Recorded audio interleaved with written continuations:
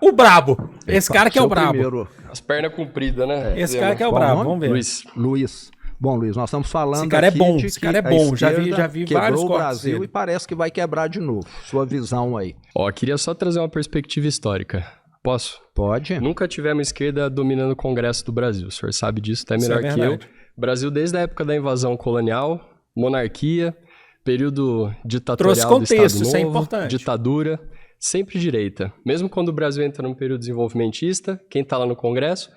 A direita. Bom, meu nome é Luiz Felipe, estou aqui de novo, dessa vez para falar com um político e não com um empresário. Eu sou professor de geografia, tenho 36 anos e hoje a ideia é mostrar que os políticos também têm que prestar conta para a população e pensar na perspectiva histórica aí do papel tanto da esquerda quanto da direita para construir um caminho democrático para o nosso país. Ruralista, povo que herdou latifúndio, a galera que está lá no... Getúlio Vargas, lá até hoje. Leonel Brizola, ela bem para a área não foi nosso presidente, né? Gente, Getúlio Vargas... Você pode falar de um período de Getúlio Vargas, você pode dialogar, tentar falar de esquerda, mas a maior parte do Getúlio Vargas, não. A maior parte do Getúlio Vargas, não. Infelizmente, se tivesse chegado ali... Gente, a Constituição, deixa eu explicar isso para vocês. A Constituição de 1937, a polaca do Brasil, tem vídeo no canal Parabólica da gente destrinchando todas as 7 constituições do Brasil. 7, né? 7. Todas as 7 constituições do Brasil. A Constituição de 37 é a mais pesada de todas, tá? O pessoal às vezes acha que é a de 67, né, /69. Na verdade é a de 37. Ela é pesadíssima. Ela, assim, ela joga na cara. É proibido movimento operário, campesino, é proibido luta de classes no Brasil, porque ela tem influência fascista, corporativista. Entenderam? A Constituição de 37. Tem lá no canal Parabólica. Tem bastante tempo que eu fiz esse vídeo. Mas ela tem. E é uma Constituição feita. Ela é outorgada pelo Getúlio Vargas. Ele que fez essa Constituição. Seus assessores, assim, na hora que ele deu o golpe de Estado. Na hora que ele deu o golpe de Estado. Sabe? Então, assim, como é que você vai falar isso do Vargas? Talvez você possa falar um pouquinho mais à esquerda quando você fala lá daquele período 51 a 54, numa fase mais nacionalista. No final do Estado Novo, ele tira, por exemplo, o Partido Comunista da ilegalidade, o Getúlio Vargas, mas isso era por uma estratégia, para ele não ser derrubado, para não chamarem ele de ditador. Ele tira da ilegalidade no final, em 45. Em 51, talvez você possa falar um pouquinho mais à esquerda, mas comunista não. Mas assim, eu prefiro falar, nacionalista. Inclusive o PTB, ele é nesse período, ele não é no período do Estado Novo. Salve para a piazada do Paraná, com certeza. Até hoje não entendo como o Zema virou governador. Ele virou governador em 2018, veio com a onda do Bolsonaro, se colocou do lado do Bolsonaro, se colocou como outsider, um cara, assim, não sou da política, sou empresário, e veio depois de, no mínimo aí, são 12, acho que mais, 12 anos de PSDB. PSDB em decadência. E aí ele pega através disso, entendeu? Ele sobe nessa onda. Tanto é que ele vence em 2018 a Anastasia, né? Vargas teve uma política populista, mas também não tinha Congresso. Quando o Lula entrou no poder, o senhor se lembra, né? O pessoal mais velho aqui do recinto, o vice dele era do PL, lembra? Não é uma coisa interessante que o vice do Lula era do PL? Era um mineiro lá. Ele teve que se vender, né, pra direita para conseguir minimamente ter um governo de coalizão. Foi empresário, e o Lula, ele é um cara de um partido que se posiciona centro-esquerda, mas a gente tá numa lógica que é capitalista. O mundo é capitalista. Por isso a gente tá falando de esquerda-direita, não capitalismo e comunismo. Então é por isso que não dá certo, então? É porque não adotou a regra da esquerda. Muito pelo contrário, a questão é um processo. A gente não tá num processo que tem começo, meio e fim. Ele tá sempre em desenvolvimento, é um período de transição. Não fosse a esquerda, possivelmente a gente ainda está em regime de escravidão. Por isso a esquerda tradicionalmente luta contra o racismo, mas contra o machismo, luta contra a homofobia, luta por educação pública, por saúde pública. De coisa qualidade. Que o senhor me conhece, se eu estiver errado, é contra, por conta de uma política privatista. Não da garantia de direitos coletivos, mas de privilégios particulares. É isso que a direita defende. A esquerda não. Tem bandido na direita, tem bandido na esquerda. Lamentavelmente, eu concordo com isso. Tem competência na direita, tem competência na esquerda. Não vou nem falar no centrão porque já está implícito. Agora, a política social da esquerda parte também de uma concepção de mentalidade, filosofia, que vem lá do iluminismo, de direitos iguais, de combater uma hierarquia do pobre explorado pelo rico. É isso que a esquerda vem construindo década após década, século após século. Então eu quero agora fazer aqui um posicionamento para você e para os colegas aqui. A esquerda fala que devemos, e eu concordo, que devemos dar oportunidades iguais para todos. Sem dúvida. Agora, dar oportunidades iguais para todos, pelo que eu sei, não vai fazer com que todos fiquem iguais. Não. Eu conheço uma família o conceito da equidade. Em que um filho que foi criado pelo mesmo pai e pela mesma mãe é padre e o outro tá condenado, lá vem da porque já meritocracia. matou 2 ou 3, trazer entendeu? direitos diferentes para pessoas diferentes é o conceito da equidade. Eu ajudo mais quem precisa mais. Por isso o governo precisa investir em quem precisa mais. Por isso o rico paga mais imposto para que o pobre possa estudar e comer. Agora a esquerda... Por isso o empresário vai ter que pagar mais imposto para que a gente possa investir, por exemplo, em reforma agrária e produção de alimento no campo. O Brasil é um país pobre, em que as pessoas passam dificuldades. O Brasil é um país riquíssimo, mas cheio de pobreza. Cheio de pobreza. E por que os políticos da esquerda, quando viajam para o exterior, levam comitiva de 200 pessoas mostrando... Assim, gente, olha o tamanho da hipocrisia e a forma. Isso aqui é interessante de se destacar. O quanto que o Zema, como várias outras pessoas de direita, preferem tornar o debate cada vez mais raso. Não é? Eles pegam assim o debate e falam, não, vou transformar tudo numa questão, sabe? Então por que eles pegam e levam uma comitiva de 200 pessoas? Aí é sempre um caso assim, X ou Y, como se a direita também não tivesse feito isso. Como se ele também não fizesse isso nas suas viagens como governador de Minas. Sabe? É sempre pegar um exemplo, e é um exemplo logo de cara, quando você olha que é um exemplo burro, e eu falo burro mesmo, porque é burro pra caralho, tá ligado? Não que eu me ache a pessoa mais inteligente do mundo, mas pega um exemplo e fala assim, é um exemplo burro, é um exemplo raso, mas por ser direto, ele tenta convencer as pessoas nisso. Então ele não é burro na sua essência, é só na aparência.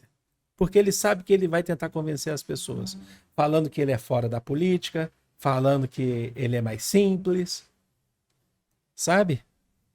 E aí ele convence as pessoas. As pessoas vão lá, olha esse cara e tal. Vocês entendem? Nossa, isso é assim, nossa, é terrível. Porque é uma questão diplomática. Eu particularmente me incomodo muito com isso. Mas o senhor gostaria que um presidente usasse calça de moletom e chinela havaiana no Palácio do Planalto? Mas precisa usar um sapato de 15 mil reais, um relógio de 200? Você acha que precisa? É uma ostentação de consumo que precisa pegar a joia que é presente para Estado e tentar vender? Precisa? Hein, Micheque? Precisa? Assim, pau no cu do Zema, é isso aí. E pau no cu dessa direita. Fascista bom é fascista no bico, com a boca do bico da minha botina. Também me desagrada. Eu acho até que eu tenho mais patrimônio que o presidente. Nunca comprei e nunca vou comprar. E mas no tá dia que eu acho. Esse cara é tipo. Gente, esse cara é milionário, mano. Ele sempre foi empresário. Isso agora, sem a menor necessidade. E no dia que eu ganhar eu faço questão de repassar para uma instituição que precisa. Mas o Bolsonaro fez isso? A Michelle Bolsonaro fez isso? Não fez. E você que adora se colocar aí como bolsonarista de sapatênis? Pau no cu desses instituição de caridade, e como governador, porque eu acho que quem é de esquerda deveria dar bons exemplos. Sem dúvida. Vai falar o quê? De São Francisco de Assis? Então doe tudo que você tem para os pobres, vai falar de Jesus? Marx não falava isso não, né? Tem 300 mil funcionários. Sabe quantos parentes eu tenho no Estado? Nenhum. Mas não é mais que a sua obrigação, nenhum. Com todo o meu respeito, governador. Todo mundo da esquerda leva... Mas temos que criticar essas pessoas também. Eu concordo em grau número gênero com o senhor. Me parece, eleição democrática, esquerda e direita, disputando partido sem nepotismo, sem vantagismo. A esquerda democrática defende absolutamente isso. Por isso, mas não é o que está sendo praticado. O fim do financiamento privado de campanha, o fim de bilionários se sustentando para ocupar cargo público. O senhor sabe que a esquerda defende isso, governador. Agora, por que esse governo deixa esses juros tão altos por causa da gastança? É Galípolo, é o Banco Central que tem autonomia, que o senhor acabou de defender. Mas o Galípolo coloca os juros altos. Os juros lá embaixo. O governo gasta muito. Rentista. Opa! Mas para ganhar dinheiro do dinheiro que está lá investido. De não dá, velho. Zema não dá conta desse cara. Isso é política de mercado. Isso é um governo de esquerda do PT. Absolutamente. Ele não dá conta. Por causa da gastança. É por causa da gastança do PT. Os juros sobem. O governo tem que gastar. Tem que acabar com esse teto, esse arcabouço. Tem que investir em educação, saúde, moradia, saneamento. Quanto mais gastar, melhor, então. O país que tem a maior dívida pública do planeta. Não é quanto mais gastar. Não é quanto mais gastar. É a aplicação de verba em locais necessitados, em áreas necessitadas. É isso. É isso. Sabe? É isso. É parar de valorizar uma elite no Brasil. É isso. Tem loja do Zema aqui, a loja Zema. É a loja Zema, não é? Na minha cidade. Não conheço ninguém que compra lá. Ô, louco, sério? Mas é famosa, né? As lojas Zema. Ele é de Araxá, né? Você é de Araxá? Governador, é os Estados Unidos. Tá, então tudo bem. A China não fica muito atrás. Se o Estado não investe em infraestrutura, o país não se desenvolve. Se o Estado não traz igualdade e justiça social, é isso, pô. Depender do bom senso, do empreendedor bonzinho que vai gerar emprego, não funciona. Na hora que o juro subir para 50%... Você não pode esperar do outro. Não espera que o empresário vai resolver o negócio para você. Tá? A família dele é dona de banco, eu tô ligado. Aí o governo vai acordar. Aí o governo tem que vai falar que é mérito dele? Deixa eu te falar aqui uma coisa. Protestar. Agora deixa eu falar. Porrada da polícia, que é a abordagem da direita. Você deixa eu falar agora? Por favor. O Brasil, lá em 2015, 16, quebrou por causa da irresponsabilidade daqui pra frente. Da Dilma, do PT, que veio com o PAC, que veio com a... Deixa eu falar, você deixa eu falar, que veio com aquela gastança, veio com déficit atrás de déficit. Do mundo, você deixa eu falar. Em 2011. Hoje não tá nem entre as 10. Pois é, mas depois durante o governo Temer e governo de Bolsonaro. Deixa eu falar. Você deixa eu falar? É que o senhor A gente saiu das 10 economias do governo Temer e Bolsonaro. Isso é real. A gente saiu. E é importante destacar também que você tá entre as 10 economias não significa que o IDH também seja alto. Né? O índice de desenvolvimento humano. Não interessa se você tem uma economia riquíssima, mas ela é concentrada. Isso aí, de fato, é real. Mas o Brasil deixou de ser das 10 economias do governo Temer e principalmente do governo Bolsonaro. Ou seja, pau no cu do Zema. Tem que minar um cara desse mesmo. Tirar da política. Quebrar o banco dele. Contando uma coisa que ele já sabe. Não, eu tô querendo completar. Por favor. O que o Lula tá fazendo agora é o mesmo que a Dilma fez. A economia está... Menor índice de pobreza da história. Deixa eu falar... Então é isso, menor índice de pobreza da história. Sim. Através de anabolizante. Isso é que tem que ficar claro. O efeito colateral vai vir daqui a pouco. O efeito colateral é a reforma trabalhista do Temer que destruiu as garantias sociais que a esquerda conquistou com muita luta. Por que quando os neoliberais foram lá... Deixa eu falar de novo. Não deixa ele falar não. Não deixa ele falar não. Estamos conversando. Então, por que o brasileiro que preza tanto o fundo de garantia, o 13º, as férias, etc., vai para países onde ele não tem nada disso e ganha por hora. Primeiro que a pessoa que não tem nem como pegar a condução pública não vai para outro país. Isso é uma ilusão que o senhor tirou não sei de onde. O segundo é que tem muito país como os Estados Unidos, onde os índices de pobreza, gente morrendo de overdose de fentanil porque está desalentado, é o emblema do capitalismo que deu certo, é o país do mundo que mais tem gente encarcerada, que tem violência pra caramba, que... Eu quero trazer até um outro detalhe aqui, porque vou deixar ele falar, porque esse cara é muito bom, viu? Esse cara é muito bom. ele sempre vai repetir as mesmas coisas porque ele sabe que isso aí, essa questão de falar dessa forma simples é eleitoreira, né? Mas assim, esse cara aqui é muito bom. E quando ele fala sobre o pessoal que não tem dinheiro não vai para fora, eu vejo muito isso. Quando ele fala, assim, na minha vida, tá? Eu vou usar o meu exemplo pessoal, não que ele sirva para todo mundo. Quando eu falo assim, eu não tenho dinheiro, quando eu sempre falei na minha vida não tem dinheiro, é não ter dinheiro para pegar a condução. Não, assim, não adianta eu falar não tem dinheiro, aí os caras vão lá e viajam, entendeu? Aí você vê no dia seguinte, tá tirando foto em qualquer outro lugar do mundo aí. Que aí guardou e tal, eu não tô tirando mérito dessas pessoas não, tá? Mas para mim é não ter condução. Quem tá viajando tá com dinheiro. A não ser que seja 100% financiado por algum projeto, alguma coisa assim, tá? Mas quem não tem dinheiro não tem condições. Não ter dinheiro é não ter dinheiro para comer, para pegar condução. Sabe, já passei muitos momentos, tem muito tempo que eu não passo por isso, sabe? Graças a Deus, tal. Graças a Deus, sacanagem. Enfim, mas, graças a Deus, vai. Mas assim, mas faz tempo que eu não passo por isso. Não nado em dinheiro, tá? Acho que é importante destacar isso. Mas assim, já passei muita necessidade na minha vida, assim, de ter que passar um mês, enfim, não vou ficar entrando em detalhes. Aí não ter dinheiro é isso pra mim. Sabe, não ter dinheiro é assim, e aí eu tô falando do meu exemplo, mas assim, eu nunca passei fome na minha vida. Fome é outra coisa. Fome, a gente tá falando do ponto de vista social, é outra coisa. Apesar de eu já ter sido muito quebrado na minha vida, eu nunca passei fome. Sabe? Eu sempre tive que comer. Acho que o Zema, ele conhece sim a realidade, mas como todo burguês safado, ele ignora essa realidade. Todo burguês vive da pobreza dos outros. Tem desemprego, tem criminalidade, tá entrando num buraco sem fundo e que tá vindo ele engolir ele é a China. Tem tanto brasileiro querendo ir para lá, gente do mundo todo querendo ir para lá. É também estranho, tem gente que vai para a Austrália, também tem gente que vai para Nova Zelândia, tem gente que vai passear. Atrai tantas mas a pessoas, população no Brasil que quer sair da favela, da comunidade, porque não tem saneamento básico, não tá indo morar nos Estados Unidos. O senhor sabe disso. A questão é que a esquerda olha para essas pessoas, não invisibiliza, não tá olhando para a classe alta que tá indo para outro país para sonegar imposto. Tá olhando para quem quer educação pública de qualidade, quem quer merenda de qualidade. Eu deixava esse cara falando até o final do debate. Congresso de direita. Posso falar de novo? Se a esquerda tá lá, como eu disse, desde 2003, teve já 20 anos de governo para poder fazer essas questões. Com Temer e Bolsonaro, a gente não pode usar isso como se fosse uma sequência só. Tá, mas vamos somar tudo. Não. Aí é uma distorção histórica grosseira. Soma tudo. O que tinha antes de Lula? A gente teve 8 anos de governo Fernando Henrique Cardoso. Aprovando, inclusive, a emenda constitucional em 1997 de forma por baixo dos panos com Antônio Carlos Magalhães, com base lá no Plano Real, para poder se reeleger. Antes de Fernando Henrique Cardoso, nós tivemos quem? Itamar. Itamar, ele vem depois de quem? Vem depois de Collor.